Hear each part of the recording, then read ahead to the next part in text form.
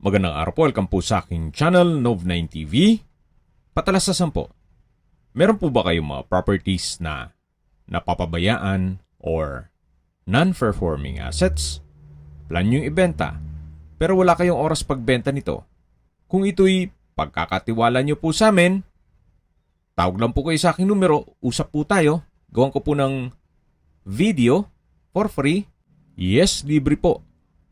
Wala po kayong babayaran. Tutulungan pa namin kayong mabenta ang inyong property. Kami na po bala sa marketing, sa boosting, pati po sa paid advertisements, even sa tripping. Hindi na po kayo mapapagod sa pag-entertain ng mga buyers. Kami na po bala sa lahat. Tawag lang po kayo.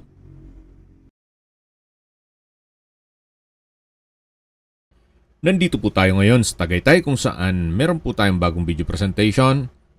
Isang modern design house and lot na meron pong swimming pool at guest house. May total lot area po ito na 625 square meters at corner lot. May floor area po ito na 800 square meters more or less. Nasa loob po ito ng isang guarded subdivision at mataas na lugar. Ang estimated elevation above sea level ay 1,500 feet. Bali po dalawang bahayan na kada isang bahay ay meron pong 3 kwarto. Meron din pong swimming pool at nakabakod na po buong property. Sa mga familiar po dito sa property na to, opo, na-vlog na natin to. Update lang po, available pa at nag-markdown price na po si owner. Mamaya po sa dulong parte ng video, pag-usapan natin ang presyo nito at distance, location, and travel time. Nandito po tayo sa poolside at tunghayan nyo po itong napagandang disenyo ng main house kung saan ito'y naka-glass walls and windows. At dito naman po sa malapit sa akin, ito po yung guest house. Ito po yung hagdan na papunta dito sa hallway at mula po dito matatanaw nyo naman yung main entrance. Ito pong guest house ay may glass walls and windows din po yan. At mamaya po ikutan po natin yan. Check po natin itong main house. Yan po yung main door.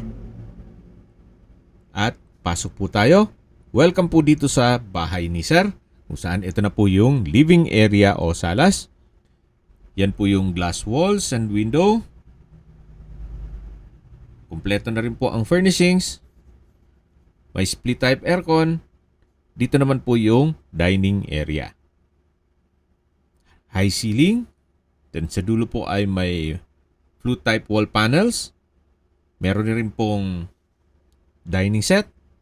At ito naman po yung formal kitchen, may pendant lamp, then island, kitchen countertop, at meron din pong powder room dito sa dulo. May hand wash basin at water closet with bidet. Yan po ulit yung formal kitchen. At dito po yung living area. Ito naman po yung hallway papunta sa mga kwarto. Ito po yung first bedroom. Malaki naman po ang espasyo nito. May bed frame and mattress. May customized glass windows with curtain. Naka-ceiling cove design. At may split type aircon. Dito naman po ay yung toilet and bath. Pero bago pumasok doon, meron pong table, then vanity mirror, wardrobe, at ito po yung banyo. May wall-mounted hand wash basin, water closet, at shower enclosure. Yan po yung wardrobe from floor to ceiling at may wall-mounted na table. Ito po yung master bedroom. Napakaganda po ng disenyo nitong glass wall and window. At meron pong bedside table at lampshade. Yan po yung split type aircon At lalabas na po tayo. Yan po ulit yung hallway. Ito po yung living area at yung main door. Dito naman po ay may wall panels. Napaganda ng disenyo. At ito po yung second bedroom. Sa spasyo, malaki naman po siya. Naka-ceiling cove design, may pin lamps, may sliding glass window, at may sariling toilet and bath. May hand wash basin, water closet, vanity mirror, at shower enclosure. Ito po ang second bedroom o pangalawang kwarto.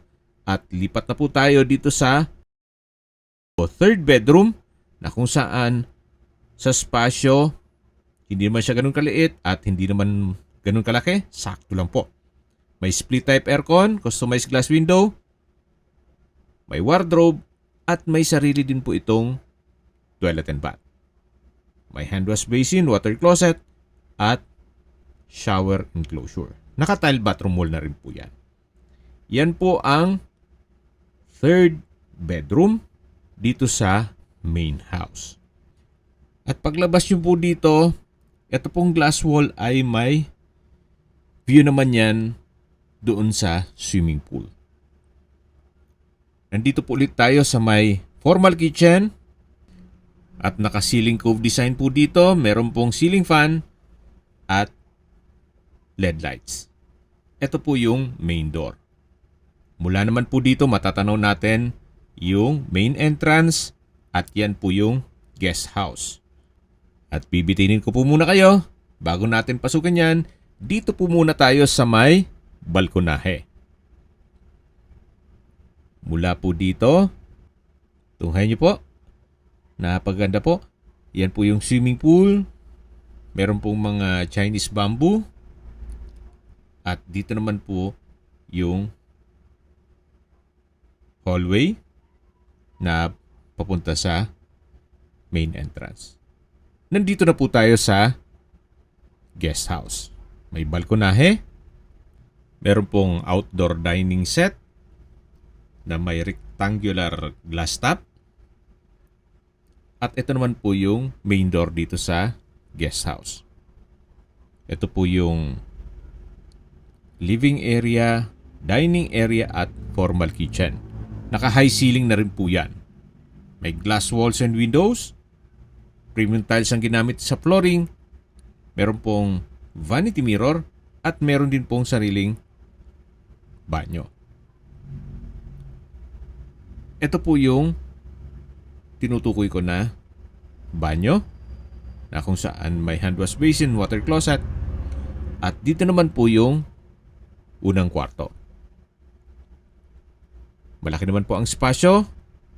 May sliding glass window, split type aircon, bed frame and mattress, at may sariling toilet and bath. Meron din po itong shower enclosure, water closet, at hand wash basin. Ito po yung first bedroom dito sa guest house. Yan po ulit yung dining area, formal kitchen, at living area. Dito naman po yung pangalawang kwarto na kung saan malaki naman ang spasyo. May bed frame and mattress, split type aircon, sliding glass window, may curtain, at meron din po itong sariling toilet and bath. May hand wash basin, water closet with bidet, vanity mirror, overhead shower, at bathroom window. Yan po yung toilet and bath ng second bedroom at meron din pong wardrobe. Paglabas nyo naman po, matatanaw nyo ang formal kitchen, dining area at living area. Yan po yung main door ng guest house at dito naman po yung master bedroom dito sa guest house. Napakalaki po ng espasyo. Naka-glass walls and windows with curtains, T-type aircon, ceiling cove design, bed frame and mattress, bedside table, lampshade, at meron din po itong sariling toilet and bath. May wall-mounted table, wardrobe, sliding glass window with blinds that serves as natural sunlight. At ito naman po yung toilet and bath. May hand wash basin, water closet, shower enclosure, vanity mirror, tile bathroom wall at bathroom window. Yan po yung toilet and bath dito sa master bedroom ng guest house na may access din po yan papunta sa balkonahe. Lalabas na po tayo dito sa guest house. At mula naman po dito matatanaw natin yung main house. At yan po yung balkonahe. Ang kagandahan po dito sa property na to ay income generating. Especially pag pinasok nyo sa Airbnb. Pwede pong itong guest house lang. Kung konti lang naman ang guest. Pero kung maraming guest, pwede na rin isabay itong main house. Kaya magkakaroon po ng option. Kahit po ilang guest lang, pwede ma-accommodate. Then kung malaking guest naman, pwede rin po. Balik po ulit tayo dito sa poolside. Sa dulo po ay may garden set. At yan naman po yung mga Chinese bamboo dito sa concrete fence. At habang naglilibot po tayo, pag-usapan na natin ang distance, location at travel time. Mula po sa Tagaytay Flower Market, ang distance is 1 kilometer at ang travel time is 1 minute. Mula naman po sa Picnic Grove, ang distance is 3.2 kilometers at ang travel time is 6 minutes. Mula naman po sa Tagaytay Rotonda, ang distance is 3 kilometers at ang travel time is 5 minutes. Kompleto na po doon kaya ng public market, groceries, convenience store, remittance center, banks, schools, church at hospital. Yan po yung lagi kong binabanggit sa inyo na dapat nyo i-consider sa paghanap ng property ay yung meron pong malapit na hospital. Hindi ko naman po sinasabing sakitin kayo, yan naman po for emergency purpose lang naman. Ito na po yung open parking sa kabilang side ng property at dito naman po yung main entrance na tinutukoy ko. Kung dito po tayo dadaan, yan po yung pedestrian gate at ito naman po yung main entrance na kung saan yan po yung hallway papunta sa guest house at main house. At sa dulo po yung swimming pool. Balik po ulit tayo sa distance, location at travel time. Mula naman po sa Manila o sa airport, ang distance is 53.9 kilometers at ang travel time is 1 hour and 10 minutes. Nandito po tayo sa lower part ng main house at dyan po nakatira si caretaker. Doon naman po ang covered garage. At dito po sa corner side ng property ay naka-landscape na rin po siya. Yan naman po yung pangalawang gate. At ito po yung glass window ng master bedroom dito sa main house. Dito po sa baba ay meron din pong kwarto. Pero dyan po ngayon nakatira ang caretaker. Kompleto rin. May kwarto, may banyo, may kusina. At yan naman po yung open parking.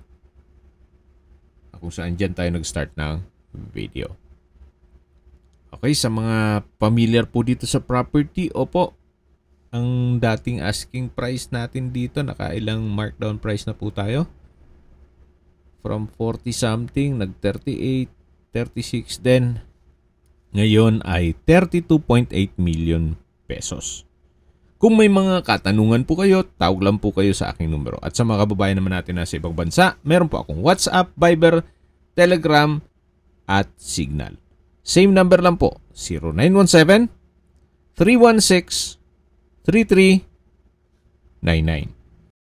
Sa mga nagtatanong naman po ng aming Facebook, meron po aming Facebook page na Nov9TV at Facebook Real Video. Meron din pong TikTok at Instagram. May ibang YouTube channel po kami, the Nov9TV channel, Nov9TV Listings,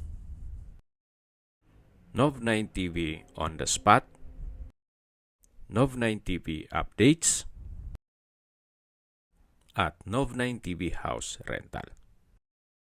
Sana po naibigyan nyo ang video presentation. Paki-like and subscribe na lang po sa aking channel para ma-update din po kayo sa aking future listings. Kung sakali po hanap nyo yung mas malaking sukat ng lupa, meron din po kami ibang listings na pwede nyong pagpilian. Huwag po kayong mag-atubiling tumawag sa amin Then, let us know your budget para malaman namin kung anong property pwede naming ilong sa inyo. Sa lahat pong viewers, subscriber at nagtiwala po sa amin, salamat po sa suporta. Ingat po kayo lagi at yung pamilya. Maraming salamat po.